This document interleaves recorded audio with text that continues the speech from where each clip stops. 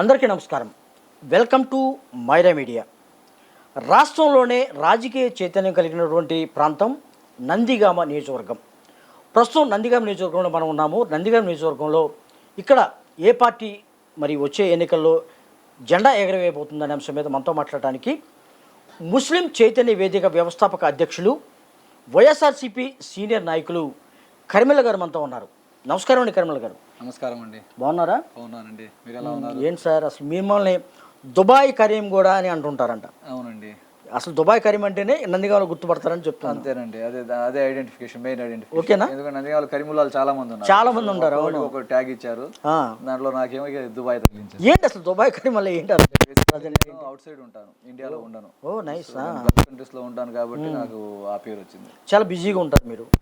కానీ ఎన్నికల టైంలో నందిగామకు రావడానికి గల కారణాలు ఏంటి? అసలు ఏంటి నందిగామలో ఎన్నికల ప్రక్రియ ఎలా జరుగుతుంది అనుకుంటున్నారు? నేను నందిగామ రావడానికి మెయిన్ కారణం అండి డాక్టర్ మొండితోక జగన్మోహన్ రావు గారు, ఎమ్మెల్యే గారు. ఎందుకంటే నేను చాలా నా సౌదీ సెంట్రల్ బ్యాంక్ లో పనిచేస్తుంటాను. ఇప్పటికి కూడా దాంట్లోనే పనిచేస్తున్నాను. వర్క్ ఫ్రమ్ హోమ్ పర్మిషన్ తీసుకుని నేను వచ్చి ఇక్కడ డాక్టర్ గారికి చేదుడు వాదుడుగా ఉంటున్నాను. అది ఎందుకంటే మేము ఇన్ని సంవత్సరాల నుండి రాజకీయాల్లో తిరుగుతున్నాము. టీడీపీ పుట్టిన దగ్గర నుండి తిరుగుతూనే ఉన్నాము. కానీ డాక్టర్ మొండితోక జగన్మోహన్ రావు గారి లాంటి మంచి మనసున్న నాయకుడిని, దమ్మున్న నాయకుడిని ఇప్పుడు దాకా చూడలే. ఓకే, ఏది నందిగామలో ఏంటి ఆ దమ్మున్న ఆ దమ్ము ఏంటి? అసలు మీరు చూసిన ఆ ధైర్యం ఏంటి? దమ్ము ధైర్యం ఏంటంటేనండి, ఇప్పుడు దాకా నందిగామలో ఒక బానిసత్వ రాజకీయానికి అలవాటు పడి ఉన్నాం మేము. ఓకే, బానిసత్వం ఏంటి అసలు ఈ రోజుల్లో కూడా బానిసత్వం? అంతే కదా. ఇప్పుడు మీరు అంతకుముందు ఇప్పుడు గత 4 సంవత్సరాలు గత ప్రభుత్వంలో ఉన్న మా ఎమ్మెల్యే ఆవిడ కూడా నేను చెల్లెళ్ళ అంత అనుభవం ఉండేది మాకు. తెలుగుదేశం పార్టీ సౌమ్య గారు, మాజీ ఎమ్మెల్యే సౌమ్య గారు. ఇక్కడ దమ్ము అన్న మాట ఎందుకన్నానంటే, ఒకసారి ఎమ్మెల్యేగా గెలిచాక ఓకే సెల్ఫ్ ఐడెంటిటీ ఉండాలి. ఖచ్చితంగా ఉండాలి. సెల్ఫ్ ఐడెంటిటీ ఉండాలి, ఖచ్చితంగా ఉండాల్సిందే. ప్రజలకు నిన్ను ఎమ్మెల్యేగా గెలిపించింది, వాళ్ళకి ఏమైనా అవసరం వస్తే వాళ్ళకు నువ్వు సేవ చేయాలి, వాళ్ళ అవసరాన్ని నువ్వు తీర్చాలి. దానికోసం నేను ఎన్నుకున్నాం. అదే ప్రజాసేవ అంటే. అంతే, దానికోసం మేము ప్రజలు ఎన్నుకున్నారు. అవును. కానీ ఇక్కడ ఏం జరుగుతుంది నందిగామలో? 4 టోల్ గేట్లు, 4 మండలాలకి 4 టోల్ గేట్లు. ఎక్కడెక్కడ ఉన్నాయి? కంచించర్ల, చందలపాడు, వీర్లపాడు, నందిగామ 4 టోల్ గేట్లు. ఏంటి ఆ టోల్ గేట్లు ఏంటి? ఒక్కొక్క టోల్ గేట్ కు ఒక బాబు ఉంటాడు. సో ఆ బాబు కనుసండల్లోనే నందిగామ రాజకీయం జరిగింది తప్పించి సౌమ్య గారు తన సెల్ఫ్ ఐడెంటిటీతో ఒక్క రాజకీయ నిర్ణయం తీసుకోలేదు, ఒక వ్యక్తికి వచ్చిన ప్రాబ్లంని సాల్వ్ చేయలేదు. కానీ వాళ్ళ నాన్నగారు తంగిరాల ప్రభాకర్ రావు గారు చాలా మంచి వ్యక్తి అంటారు, మంచి నేత అంటారు. ఇప్పుడు దాకా తంగిరాల ప్రభాకర్ రావు గారి పేరు చెప్పి ఆ పేరుతోనే లాక్కుంటూ వచ్చారు తప్పించి ఇక నందిగామ ప్రజలు ఒకసారి చూస్తారు, 2 సార్లు చూస్తారు. ఆవిడ ఒకసారి చూశారు, అరే బాబు మాకు ఈ టోల్ గేట్ల పాలన మాకెందుకు అనుకున్నారు. మా ఎమ్మెల్యే డాక్టర్ మొండితోక జగన్మోహన్ రావు గారిని భారీ మెజారిటీతో గత ఎన్నికల్లో గెలిపించారు. అయినా మేము ఆవిడతోనే ఉన్నాము, ఆవిడతోనే తిరిగాము. మీరు అసలు బేసికల్గా తెలుగుదేశం? మేము బేసికల్లీ తెలుగుదేశం పార్టీ పుట్టినప్పటి నుండి మా నాన్నగారు కానీ మా కుటుంబం మొత్తం తెలుగుదేశమే. ఓకే, కుటుంబం మొత్తం తెలుగుదేశమే. ఫస్ట్ టైం మేము 2022లో ఆవిడతో డిఫర్ అయి వైసీపీలోకి వచ్చాము. వచ్చిన దగ్గర నుండి ఆయనతో కలిసి ట్రావెల్ చేస్తుంటే ఆయన తెలుసుకున్నాం, ఇప్పుడు దమ్మున్న నాయకుడు ఎందుకన్నానంటే he can take direct decisions. సొంత నిర్ణయాలు, ఫిక్స్ డెసిషన్స్. ఎవరు వచ్చి మాట్లాడినా, ఏ ప్రాబ్లంతో వచ్చినా అది మంచి ప్రాబ్లం, లాజిక్ ఉన్నదైతే ప్రాబ్లమ్స్ లో మంచి చేయడానికి ఉండదు కాదు అది. కానీ కొంతమంది అత్యాశతో వస్తారు, స్వార్థంతో వస్తారు. అలాంటి ఎమ్మెల్యే గారు దరిదాపులో కూడా రాని. ఓకే, కరిమెల్ల గారు ప్రజలకు అవసరం ఉన్న ఏ ప్రాబ్లంతో వచ్చినా వింటారు. అర్ధరాత్రి వచ్చి తలుపు కొట్టండి, తలుపు తీస్తారు. కరిమెల్ల గారు ఓకే, బాగుంది. నందిగామ అంటే రాష్ట్రంలోనే ఒక రాజకీయ చైతన్యం కలిగినటువంటి ప్రాంతంగా ఎప్పటి నుంచో ఈ నందిగామకి పేరుంది. ఓకే, పేరుంది. కానీ మీరు యాక్చువల్గా ఎప్పుడో దుబాయ్ వెళ్తుంటారు, దుబాయ్లో మీరు వ్యాపారం చేస్తూ ఉంటారు పరిస్థితి. ఓకే, కానీ ఇక్కడ రాజకీయాలకు సంబంధించినటువంటి పూర్తి అవగాహనతో మీరు మాట్లాడుతున్న పరిస్థితి. అయితే ఇక్కడ ఈ నందిగామ గడ్డ తెలుగుదేశానికి సంబంధించి బలంగా ఉందని కూడా చెప్తూ ఉంటారు. ఆ కొమ్మ సామాజిక వర్గం కానీ చాలా బలంగా ఉందంటారు. ఎలా ఉంది ఇప్పుడు పరిస్థితి? ఎలా ఉంది అండ్ ఇప్పటికి కూడా మా పార్టీలో మొన్నే ఎమ్మెల్యే గారు చెప్పారు, మాకున్న 65 మ్యాక్సిమం విలేజెస్లో వాళ్ళే మాకు గైడెన్స్ ఇస్తున్నారు, వాళ్ళే మా నాయకులు, వాళ్ళతోనే మా పార్టీ నడుస్తుంది. ఓకే, ఇక్కడ తేడా ఏంటంటే ఆ పార్టీ వాళ్ళు కేవలం వాళ్ళనే నమ్ముకుంటారు, మేము అందరినీ నమ్ముకున్నాం. కాకపోతే మా ముఖ్య నాయకులు వాళ్ళే. మా ఎమ్మెల్యే గారు మొన్న ఘంటాపథంగా చెప్పారు. ఏం చెప్పారు? మాకున్న కమ్మ సామాజిక వర్గం వారే మా ముఖ్య నాయకులు. 65 విలేజ్ల్లో వాళ్ళే మాకు ముఖ్య నాయకులు. వాళ్లకు మాకు తేడా లేదు, వాళ్ళకు మాకు దూరం లేదు. వాళ్ళ గురించి కూడా టీడీపీలో వాళ్ళు అసహ్యంగా మాట్లాడుతుంటారు. అసలు మీరు కమ్మళ్ళైనారా, మీరు అదేరా ఇదేరా అంటుంటారు. కానీ దమ్మున్న నాయకులు వాళ్ళు ప్రజలకు ఎవరు సేవ చేస్తున్నారు అనేది చూస్తున్నారు తప్పించి మా నాయకులు వాళ్ళలాగా స్వార్థంతో పనిచేసే నాయకులు కాదు. అందుకే పార్టీ నమ్ముకుని ఉన్నాం, మేము వాళ్ళతో కలిసి ట్రావెల్ చేస్తున్నాము. మా పార్టీ భారీ మెజార్టీ ఇచ్చేది కూడా వాళ్ళే. ఓకే, నందిగామకు వచ్చేసరికి, నందిగామ సిటీకి వచ్చేసరికి చాలా ప్రధానంగా ముస్లిం క్యాడర్, ముస్లిం సామాజిక వర్గం చాలా బలంగా పనిచేస్తుందని కూడా ఎప్పటి నుంచో ఒక మాట అయితే వినిపిస్తుంది. ఏంటి అసలు ముస్లిం ఓట్లు కానీ ముస్లిం ప్రజలు కానీ ఎంతమంది ఉంటారు ఇక్కడ? మన నందిగామలో దాదాపు 22,000 మంది ముస్లిమ్స్ ఉన్నారండి. 22,000 మంది ముస్లిమ్స్ ఉన్నారు. ఆ ముస్లిమ్స్ ఒకప్పుడు తెలుగుదేశం పార్టీకే టచ్ దగ్గరకు ఉండేవాళ్ళు. కానీ రాను రాను చంద్రబాబు నాయుడు అతను వేసే డ్రామాలు 2014లో ఏమన్నాడు? మోదీ జిందాబాద్ అన్నాడు. మోదీ ఉంటేనే అంత బాగుంటది అన్నాడు. ఏదో గల బయట అప్పుడు నమ్మడానికి కాదు, ఆయన మొదటి నుండి ఆయన మీద మాకు ఇది ఉండేది కాదు. కాకపోతే పార్టీలో ఉన్నాం కాబట్టి కట్టుబడి ఉండాలి. ఓకే, సో అదే సిద్ధాంతాలు కట్టుబడి ఉన్నాం.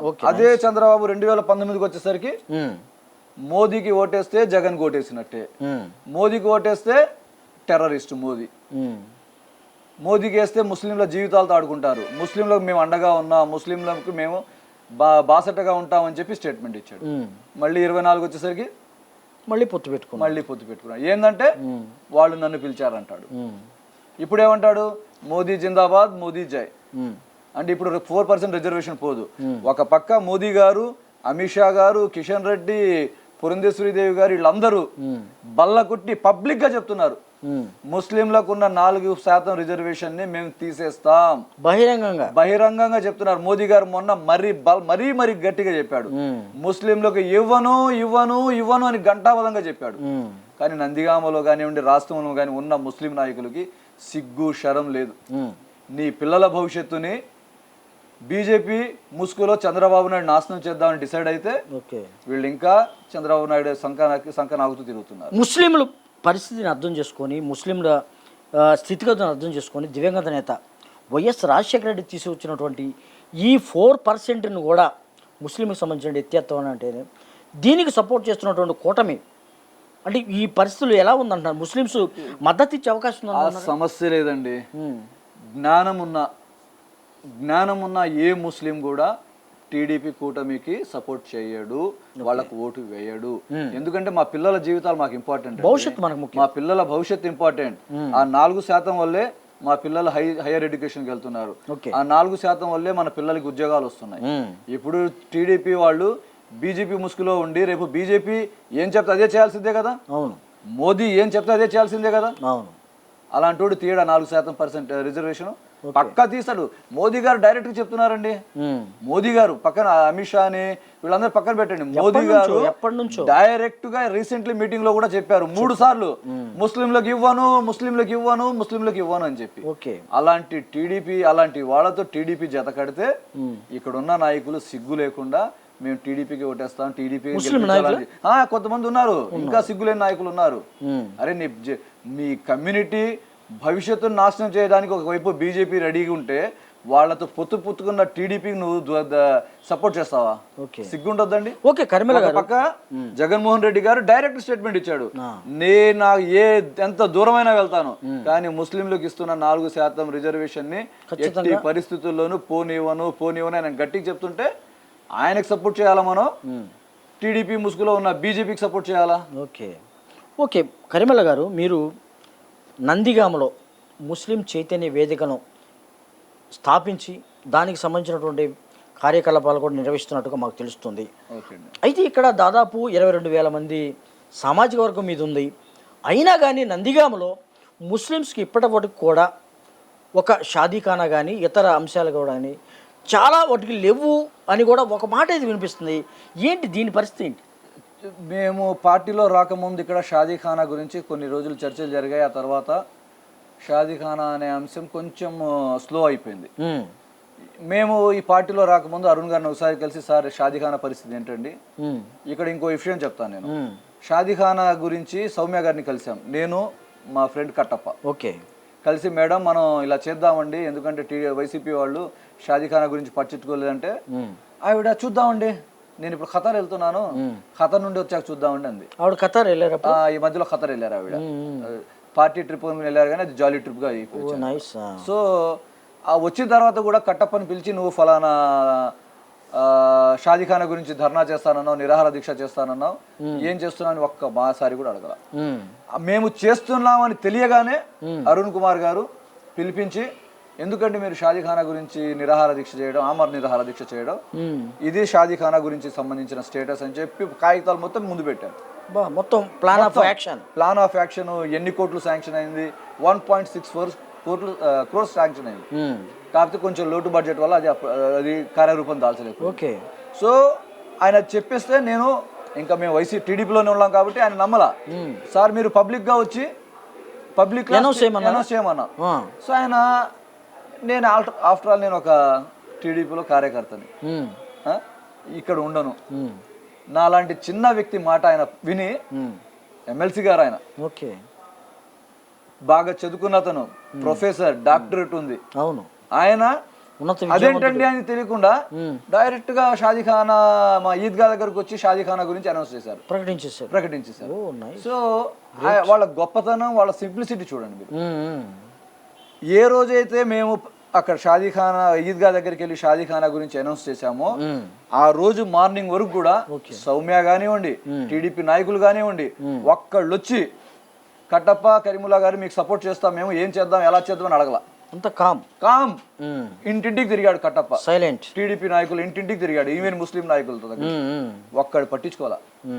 ఎప్పుడైతే అరుణ్ కుమార్ గారి స్టేట్మెంట్ బయటకు వచ్చిందో, మమ్మల్ని ఇద్దరిని పక్కన పెట్టుకుని సౌమ్య గారు ఫోన్లు చేసి, మెసేజ్ చేసి, మీకు సిగ్గుందా, ఇదుందా, మీరు నిరాహార దీక్ష చేస్తారని చెప్పి రివర్స్ దాడి, మీరు నిరాహార దీక్ష చేస్తానని చెప్పి వెళ్ళి అరుణ్ గారికి క్రెడిట్ ఇస్తారా, మీరు ఆయనతో అనౌన్స్మెంట్ చేయిస్తారా, మీకు సిగ్గుందా అని చెప్పి తిట్టి, కట్టప్ప నువ్వు రేపు పొద్దున్న నిరాహార దీక్ష కూర్చోవాల్సిందే అంది. అది ఎలా కూర్చుంటాం మేడం, మాకు ఇక్కడ అరుణ్ గారు వచ్చి భరోసా ఇచ్చారు, ఇప్పుడు ఏ లెక్కన వెళ్ళి మేము నిరాహార దీక్ష కూర్చోవాలా, జనాలు మమ్మల్ని చెప్పు తీసుకుని కొడతారు అని చెప్తే, నాకు సంబంధం లేదు, నువ్వు నిరాహార దీక్ష కూర్చోవాల్సిందే అంటే ఎప్పటి నుంచో లేని షాదీఖానా చెప్పేదేనండి. అంటే సో ఆవిడ ప్లాన్ చూడండి, ఆవిడ ముస్లిమ్స్ గురించి కేర్ చేయాల, షాదీఖానా గురించి కేర్ చేయాల.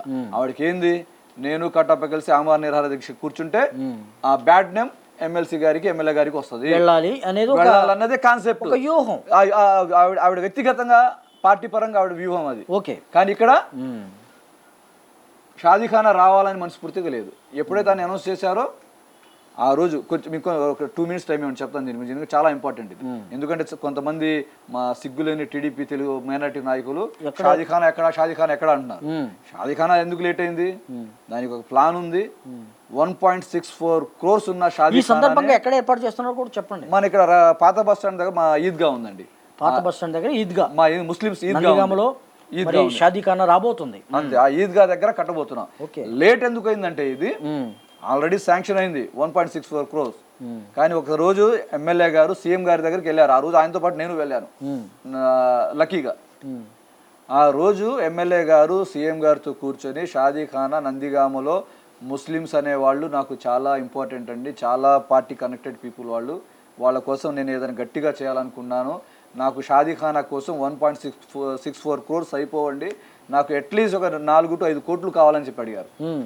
జగన్మోహన్ రెడ్డి గారు ముందు ఒప్పుకోవాలా, అన్న షాదీఖానా కోసం అంత ఎందుకండి అన్నారు. కానీ ఎమ్మెల్యే గారు ప్రత్యక్ష సాక్షి నేను, ఎమ్మెల్యే గారు లేదండి అన్న, లేదన్నా నాకు చాలా ఇంపార్టెంట్, నాకు కావాల్సిందేదంటే, సరే అన్న ఇక నువ్వు ఇంత పట్టుబడుతున్నావు కాబట్టి నేను కాదని చెప్పి షాదీఖానాకి 5 కోట్లు ఆయన చెప్పారు. దాని అడ్మినిస్ట్రేటివ్ ప్రొసీజర్ కూడా మన మున్సిపాలిటీకి వచ్చింది, జీవోకి సంబంధించిన, అంటే జీవో అంటే ప్రపోజల్స్ అన్ని తయారు చేయమని గైడెన్స్ వచ్చింది, సీఎం ఇచ్చారు. మున్సిపాలిటీ కూడా గైడెన్స్ లెటర్ వచ్చింది, అది కూడా బయట చూపించాం మేము, సిగ్గు లేదు వీళ్ళకి. అయినాను కర్మల గారు, అక్కడ ఏంటంటే ఆ 5 కోట్లతో షాదీఖానా నందిగామ కాదు, మన ఈ ఏరియాలో ఎక్కడా లేనంత విధిగా అది కట్టాలని, ప్లస్ దాని అనౌన్స్మెంట్ సీఎం జగన్మోహన్ రెడ్డి గారు నందిగామకు వచ్చినప్పుడే చేయించాలన్న దాని మీదే డిలే అయింది. మాకేంటంటే 100 పడకల ఆసుపత్రి ఒకటి వచ్చింది, 100 పడకల ఆసుపత్రి ఆల్రెడీ నడుస్తుంది, మనకు లేనిదేంటి బిల్డింగ్ లేదు. ఇక్కడ మా పాత గవర్నమెంట్ హాస్పిటల్లోనే ఆల్రెడీ 100 బెడెడ్ హాస్పిటల్కి ఏదైతే స్టాఫ్ కావాలో, ఏదైతే ఎక్విప్మెంట్ కావాలో అదంతా వచ్చింది, హాస్పిటల్ రన్ అవుతుంది. బట్ అక్కడ ఏంటంటే ప్లేస్ సరిపోదు కాబట్టి కొత్త కన్స్ట్రక్షన్ కోసమే వేరే చోట మారుస్తున్నాం. బట్ ఆ 100 బెడెడ్ హాస్పిటల్ వచ్చేసింది. సో ఈ షాదీఖానా అనేది ఒక పాయింట్ చెప్పి నేను వేరే టాపిక్ వెళ్దాం. ఈ షాదీఖానా అనేది లేట్ అవుతుంది అని చెప్పి లేట్ అవుతుంది, కాకపోతే ముస్లిమ్స్కి మనం ఆల్టర్నేట్ చూపించాలి. మనకు పాత బస్ స్టాండ్ లో బాబు జగజ్జీవన్ రావు భవన్ ఉంది, అది పాడుపడిపోయి ఉంది, దాన్ని పట్టించుకునే లేదు. దాన్ని నందిగామలోనే ఉన్న ఫంక్షన్ హాల్స్ లో కల్లా బెస్ట్ ఫంక్షన్ హాల్ రీమోడల్ చేసి దాన్ని ఓపెన్ చేసి అక్కడ ఏమన్నారు, ఇది అన్ని కమ్యూనిటీస్ కి అని చెప్పారు, ముస్లిమ్స్ కనే కాదు, ఎందుకంటే అది కమ్యూనిటీ హాల్, అది అందరికి సంబంధించింది. సో అక్కడ ఏంటంటే దానికి కూడా రాజకీయం చేసింది మా చెల్లి సౌమ్య. ఏంటి మీరు బాబు జగజ్జీవన్ రావు భవన్ తీసుకెళ్లి తాత్కాలిక షాదీఖానా అంటారు, అదే ముస్లిం ఉర్దూలో షాదీఖానా అని అంటారు, కళ్యాణ మండపం తెలుగులో అంటారు, ఉర్దూలోనేమో షాదీఖానా అంటారు, ఇంగ్లీష్ లో ఫంక్షన్ హాల్ అంటారు. ఆ జ్ఞానం కూడా లేకుండా ముస్లిమ్స్ కే ఇవ్వడం ఏంటి, అందరికి సంబంధించిన షాదీఖానా ముస్లిం, దాన్ని కూడా కాంట్రవర్సీ చేసింది. సరే, ఏదైతే అరుణ్ గారు ఎమ్మెల్యే గారు మన షాదీఖానా ముస్లిమ్స్ కట్టడానికి లేట్ అవుతుంది కాబట్టి ఆల్టర్నేట్ గా బాబు జగజ్జీవన్ రావు భవన్ ని యుద్ధ ప్రాతిపదికన రెడీ చేసి ఓపెన్ చేశారు, అందరికీ ఓపెన్ చేసి ఇచ్చారు. ఓకే, కరిమల గారు, ఇంకొక డౌట్ నాది. వైఎస్ఆర్సీపీ ప్రభుత్వం వచ్చిన తర్వాత నందిగామలో అంటే సామాజిక వర్గంగా చూసుకుంటే ఒక కీలకమైన ఫ్యాక్టర్లో ఉన్నారు ముస్లిమ్స్, మైనారిటీస్. వీళ్ళకి వైఎస్ఆర్సీపీలో ప్రభుత్వంలో న్యాయం జరిగిందంటారా? 100% న్యాయం జరిగిందండి. ఏ విధంగా జరిగింది? మీరు గత 2019కి ముందున్న రాజకీయ పార్టీ మొత్తం తెలుగుదేశమే. దేవినేని వెంకటరమణ గారు, ఆయన గురించి మనం మాట్లాడకూడదు, ఆయన మహానుభావుడు, నందిగామకి మంచి పేరు వచ్చింది, నందిగామలో ఇరిగేషన్ ప్రాజెక్ట్స్ వచ్చాయంటే ఆయన వల్లే, ఆయన గురించి మనం ఏం కూడా. ఆ తర్వాత ఉన్న నాయకులు అందరూ దేవినేని ఉమామహేశ్వరరావు గారు, తంగిరాల ప్రభాకర్ రావు గారు, మా చెల్లి తంగిరాల సౌమ్య గారు, ఏ ఒక్క పదవి కూడా ముస్లిమ్స్కి ఇచ్చింది లేదు. ఇవాళ ఎమ్మెల్యే డాక్టర్ మొండిదొక జగన్మోహన్ రావు గారు పోరాడి మార్కెట్ యార్డ్ చైర్మన్ ఒక ముస్లిం, మార్కెట్ యార్డ్ చైర్మన్ ఒక ముస్లిం, కంచించర్ల మండల ప్రజా పరిషత్కి ఎంపీపీ ఒక ముస్లిం, నందిగామ కాన్స్టిట్యుయెన్సీకి సంబంధించిన షహనాజ్ బేగం గారు షేక్ కార్పొరేషన్ డైరెక్టర్, ఎంతమంది సర్పంచులు ఉన్నారు, ఎంతమంది నామినేటెడ్ పదవుల్లో ఉన్నారు, లెక్కను చెప్పుకుంటూ పోతే ఒక లిస్ట్ రాసి వాళ్ళు మీకు. సో మీకు ముస్లిం మైనారిటీస్కి సముచిత స్థానం కల్పించారు. ముస్లిం మైనారిటీస్ కి సముచిత స్థానం కల్పించింది ఎవరు అంటే రాష్ట్రంలో అయితే జగన్మోహన్ రెడ్డి గారు, నందిగామలో అయితే డాక్టర్ జగన్మోహన్ రావు గారు. ఓకే, మీరు హ్యాపీగా ఉన్నారు? 100% హ్యాపీ. ఓకే, ఈసారి ఎలక్షన్స్ లో దాని ప్రభావం ఏంటో మీరు చూస్తారు.